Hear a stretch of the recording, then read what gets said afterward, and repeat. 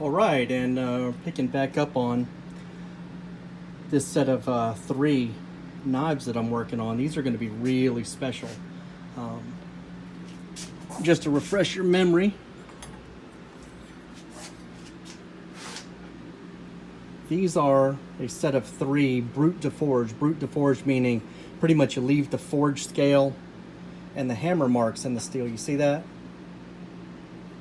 Normally all of that would be finished off and look about like this blade, but we're going for a rustic, definitely handmade look on these. And the overall design of these knives was a collaboration between the customer and I. Here's the template. Here's what it's going to look like with the handle on it. It's going to have a two-piece handle on it. This part here, let me get it for you.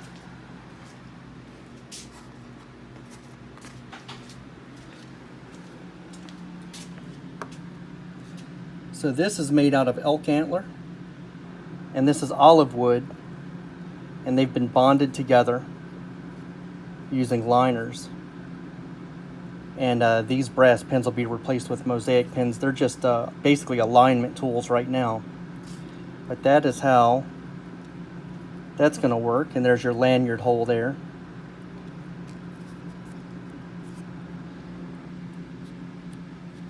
So when I forged this steel, I forged the blade out, forged it to shape. And then the way that you make the bevels, of course, you grind in all of this that you can see here. Now, here's a good shot. A really interesting characteristic on these blades is that hardening line. Can you see it?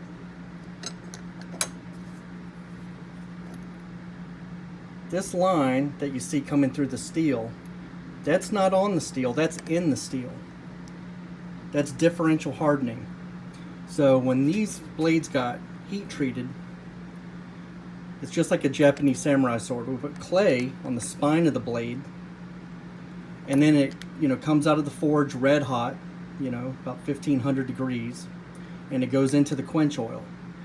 And when it does, because this is exposed to the quench oil directly, it cools really quickly and gets super hard. The clay acts like an insulator back here. So this hardens too, but not quite as much as this.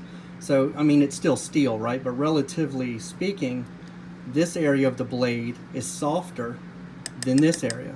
And what you see here in the steel, in the structure of the steel, is that differential line, that hardening line. In Japanese knives, you call it a hamon. H-A-M-O-N. And once these knives are completely hand sanded, I'll etch it with acid, and that'll really pop out and look beautiful. Hand sanding, I talk a lot about hand sanding if you follow my page. And hand sanding is, you don't have to hand sand. Your knife will be absolutely functional without hand sanding. Let me take that off here. Let me show you the side that came off the grinder. So there's what it looks like off of the grinder. You can see the grind lines in it, the scratch pattern. And that knife would be 100% useful, right? But it's just the refinement isn't there, and that's oil all over to keep it from rusting. These are 1074 high carbon steel, and that's one thing about carbon steel, especially down here in Florida. It will rust. It'll rust before your eyes.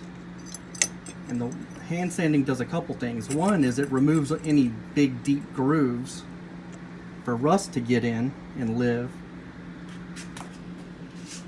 And two, let me turn this off so contrast won't fool with the camera. It brings a level of refinement to the blade. It gets it all nice and uniform. Now this is only done to 320 grit right now. And we're going to go all the way. We're going to go from 300 to 600 to 1000 to 1500. And then we will etch this because we want the smoothest possible finish. like this here. This one's done to 1500. Can you see the difference? Probably not with the lighting in this terrible phone camera. 1500 approaches a mirror. It's going to get darker though. Once I etch these in acid, that steel is going to take on a gray sheen,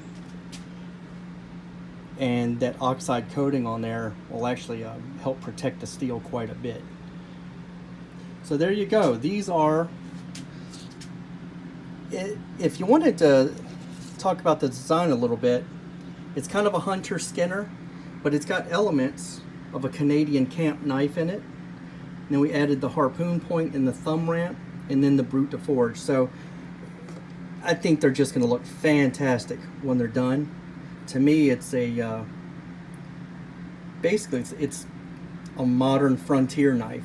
It's just going to be a one and done. Use this knife for everything kind of thing. And really, really happy with how they're coming out.